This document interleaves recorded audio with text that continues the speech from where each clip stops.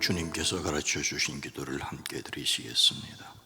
하늘에 계신 우리 아버지여, 이름이 거룩히 여김을 받으시오며 나라가 임하시오며 뜻이 하늘에서 이루어진 것 같이 땅에서도 이루어지이다. 오늘 우리에게 일용할 양식을 주시옵고 우리가 우리에게 죄진 자를 사하여 준 것 같이 우리 죄를 사하여 주시옵고 우리를 시험에 들게 하지 마시옵고 다만 악에서 구하시옵소서.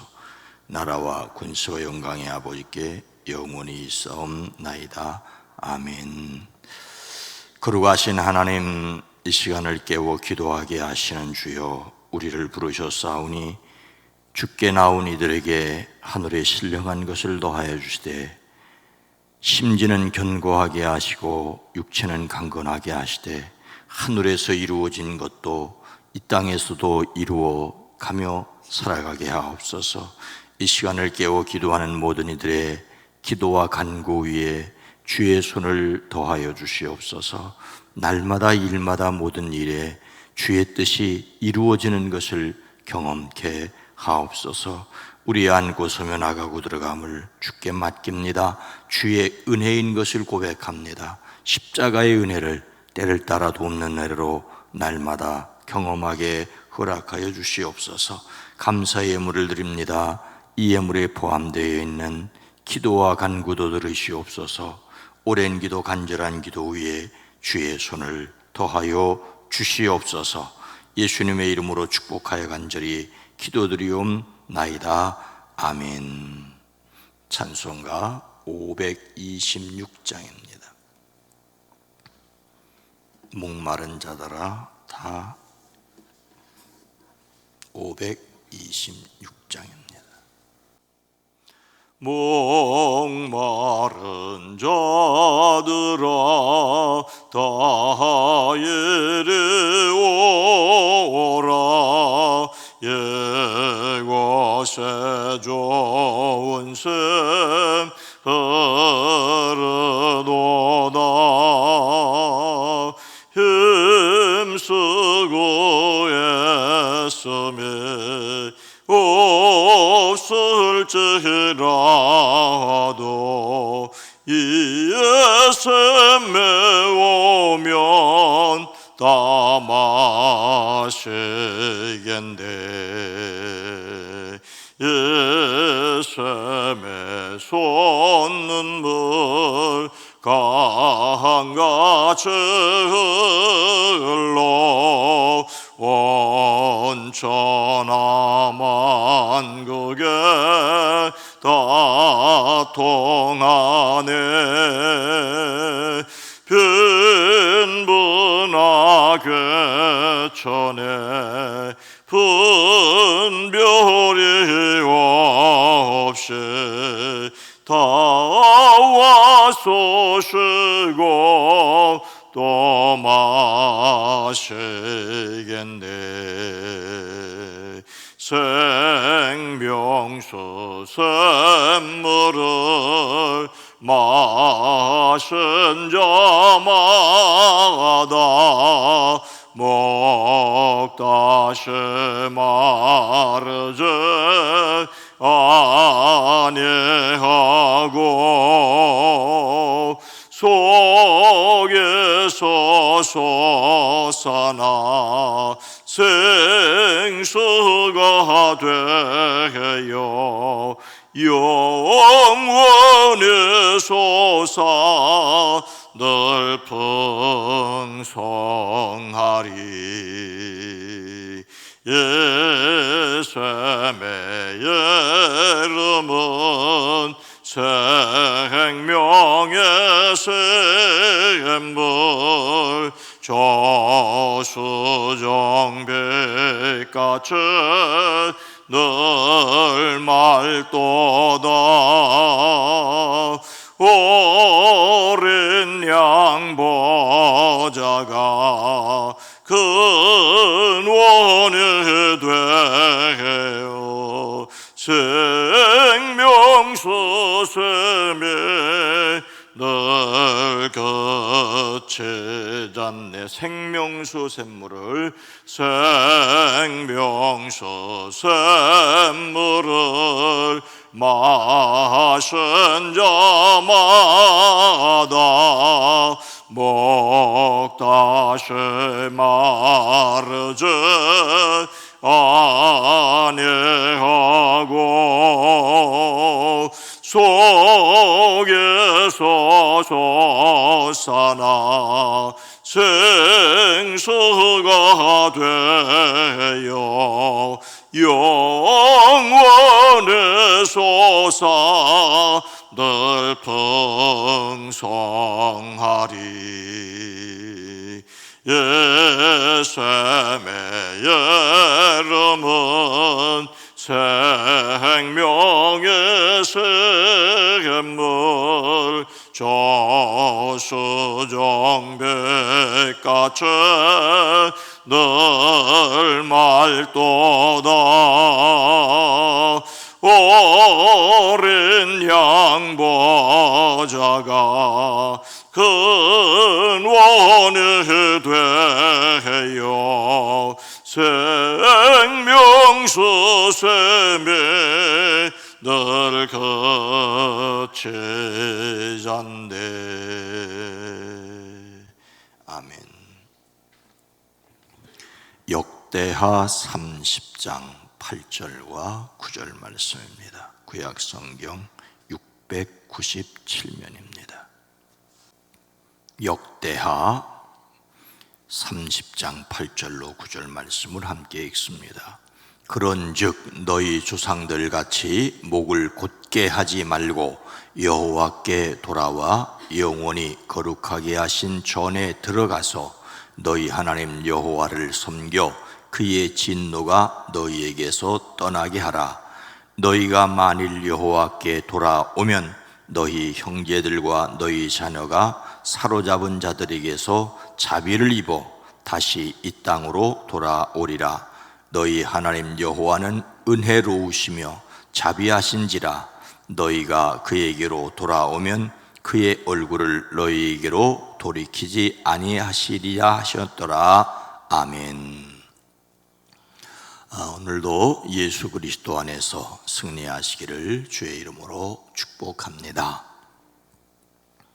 그 옛날에 부엉이가 우는 것을 그 집에 상소롭지 못한 조짐이라고 생각하였었다고 합니다. 그래서 부엉이가 울 때에 집주인이 부엉이 소리를 같이 울어서 부엉이가 먼저 그치면 그 집에 좋은 일이 있고 부엉이가 주인을 이기면 그 집에 흉한 일이 있다고 생각을 했답니다. 어느 마을에 천성적으로 고집이 황소 같은 사람이 살았습니다. 지독히 추운 겨울 어느 날 용변을 보려 밤중에 뒷간을 갔습니다. 그때 어디선가 부엉이 울음소리가 들렸습니다. 그는 그 소리에 자신도 부엉이 울음소리로 답했습니다. 그 대결은 밤새도록 그치지 않고 계속됐습니다. 부엉이가 부엉하면 고집쟁이도 부엉하고 또 부엉이가 부엉, 고집쟁이가 부엉. 새벽녘에 고집쟁이 아내가 남편이 잠자리 없는 것을 보고 이상히 여겨 문 밖으로 나가 찾아보았습니다. 남편은 사지를 움직이지 못할 정도로 뻣뻣하게 굳어 마당에 쓰러져 있었습니다. 아내가 흔들며 부르자 목구멍 안에서 이런 소리가 나왔습니다. 원통하다 부엉, 원통하다 부엉. 조금도 틀리지 않고 부엉이 소리에 응답한 것이었습니다. 고집쟁이는 날이 밝아올 무렵 끝내 숨이 끊어지고 말았습니다. 이 이야기를 들은 이웃집 사람들이 한결같이 말합니다. 역시 옛말 틀린 것 없어. 부엉이가 울면 흉한 일이 생기는 법이야. 사실 부엉이가 울어서 흉한 일이 생기는 것이 아니라 제멋대로 우는 부엉이를 이기겠다고 추운데 밖에 나가서 고집을 부린 것이 화를 불렀습니다. 예수님을 담는 성품 8월의 주제는 겸손입니다. 예수님을 담는 성품으로서의 겸손은 내가 성취한 것이 하나님과 다른 사람들의 덕분임을 인정하는 것입니다. 이를 위하여 하나님의 능력으로 하나님께 복종해야 합니다. 그런데 그 복종도 내가 복종했다고 하는 것이 교만이 되지 않도록 그렇게 복종하기까지 고민하고 갈등했다는 것도 인정할 줄 알아야 합니다. 힘들고 어려운 일을 고민하고 갈등하며 결정했다는 것을 인정해야 합니다. 마치 본래 처음부터 강해서 처음부터 그렇게 한 것처럼 하려는 것은 결코 겸손이 아닙니다. 자신의 연약함을 인정하는 것이 겸손의 시작입니다. 오늘 말씀에서 남유다의 왕 히스기야는 온 이스라엘과 유다에 전가를 보내고 특별히 에브라임과 므낫세에 있는 특별한 편지를 보냈습니다. 예루살렘에 있는 하나님의 성전에서 하나님을 기리며 함께 유월절 예배를 드리려 오라는 초청이었습니다. 때는 북쪽 이스라엘이 아수르에 멸망당한 직후였습니다. 이제 남과 북이 함께 하나님의 성전에 모여 예루살렘에서 예배드리자라고 하는 것입니다. 히스기야는 멸망당한 북이스라엘의 백성들을 예루살렘으로 초청하면서 무엇이라고 말합니까? 이스라엘 자손은 들으라. 백성들은 아브라함과 이삭과 이스라엘을 돌보아 주신 하나님께로 돌아오라. 그리하면 주님께서도 남아있는 백성들 곧 아수르 왕의 손에서 벗어난 당신들에게로 돌아오실 것이라고. 너희들이 하나님께로 돌아오면 하나님께서 돌아오실 터이니 하나님께로 돌아오라는 초청입니다. 그래서 히스기야가 권한 말은 무엇입니까? 8절 말씀입니다. 그런즉 너희 조상들 같이 목을 곧게 하지 말고 여호와께 돌아와 영원히 거룩하게 하신 전에 들어가서 너희 하나님 여호와를 섬겨 그의 진노가 너희에게서 떠나게 하라. 히스기야는 남유다 왕국에서 종교개혁을 단행하고 이어서 유월절 예배를 드리면서 그 자리에 북쪽 이스라엘 백성들도 초청하였습니다. 그리고 그 북쪽 이스라엘 백성들에게 그들의 조상들과 같이 목을 곧게 하지 말라고 말합니다. 목을 곧게 한다는 말은 목 뒷부분을 뻣뻣하게 하는 것으로 마음이 완강한 것을 가리킵니다. 그런즉이라는 말은 지금까지는 그렇게 살아왔을지 모르지만 이제부터는 그렇게 하지 말라는 말입니다. 솔로몬 이후 남유다와 북이스라엘로 나라가 갈라지지 않았습니까? 북이스라엘의 처왕 여로보암은 남유다 예루살렘 즉 성전이 있는 곳으로 예배를 드리러 가지 못하게 하려고 단과 베델에 금송아지를 만들고 그것을 하나님이라며 예배하게 했습니다. 이렇게 북이스라엘은 우상을 섬기다가 아수르에게 멸망을 당하고 흩어져 있었던 형편입니다. 그러니 이제 하나님을 섬기지 않겠다고 하는 고집을 꺾으라는 것입니다. 하나님을 대적하는 삶을 버리라는 것입니다. 구체적으로 어떻게 하라는 말입니까? 다시 한번 8절 말씀을 읽습니다. 그런즉 너희 조상들 같이 목을 곧게 하지 말고 여호와께 돌아와 영원히 거룩하게 하신 전에 들어가서 너희 하나님 여호와를 섬겨 그의 진노가 너희에게서 떠나게 하라. 하나님께로 돌아오라는 것입니다.